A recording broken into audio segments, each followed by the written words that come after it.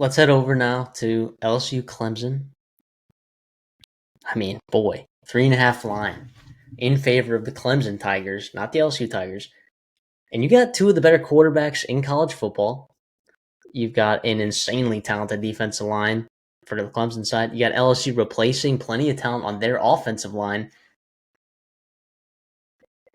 and a lot of really nice weapons on both sides in both receiver rooms. I mean, this is going to be. These are two teams I think a lot of people are projecting to be in the playoffs. Clemson Loki has pressure because they're the clear runaway favorite to win this thing in the ACC. And then LSU also has the added pressure of like Brian Kelly having not made the playoffs yet in his time as a head coach there, even though he's had a Heisman Trophy winner and he's won the SEC West once. Like, okay, whatever. People think he's on the hot seat. I mean, if he doesn't make the college football playoffs, the pressure ramps up for sure. But that's the thing about these two teams. Like you get these teams matched up in week one, and just like Texas and Ohio State, both of these teams have some college football playoff expectations. So CD, what are you looking at here? What do you like in LSU Clemson?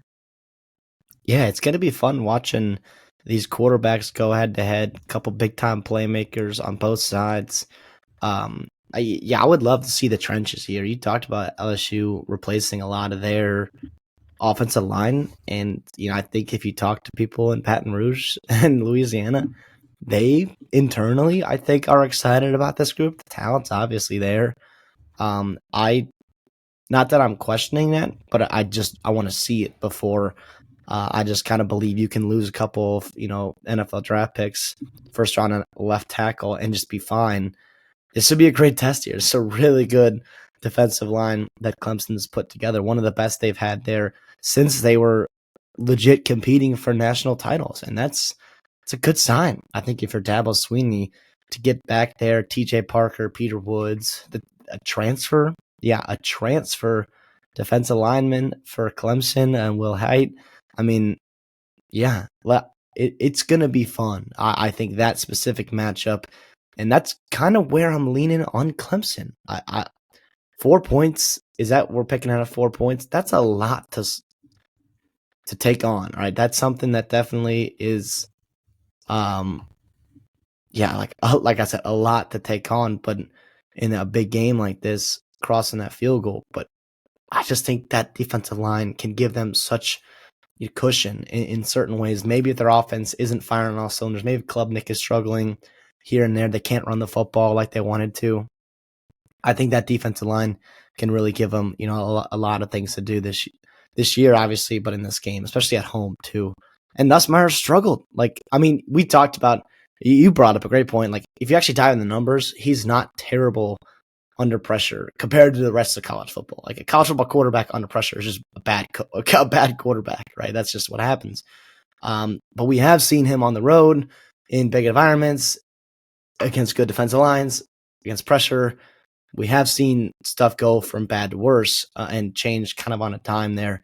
So that's what I'm looking for, is to see if Clemson's a legit national title contender, which I think a lot of people think they are. Like, can that defensive line live up to that? Yeah, and honestly, LSU defense, it's improved just about every year. The last couple of years, you lose, one of your best pass rushers. Do you end up replacing some of that interior defensive line? I think a lot of people internally would say yes. Dominique McKinley is a guy that could potentially step up. Bernard Gooden, the guy that they got from South Florida, I think a lot of people are pretty high on. That's a wait and see for me for sure. But we'll pick this at 3.5 just because I don't like pushes and there are 3.5s out there. I'll lay it with Clemson here. Getting them at home too. LSU also not having won. I mean, an opening season game for how many years? Since like 2019, right? And not that should really actually play an impact into the picks that we're making right now, but I think that is something mentally that is it's something that's going through the minds of coaching staffs. It certainly goes through the minds of fans, but I like this Clemson team a lot more. I think it's a little bit more complete. I don't necessarily like Cade Klubnik better than Garrett Nussmeier. Actually, I would say the opposite, but I'm just a little bit more excited about this Clemson defense than I am Clemson's defense versus LSU's high-powered offense than I am about LSU's defense against Clemson's offense.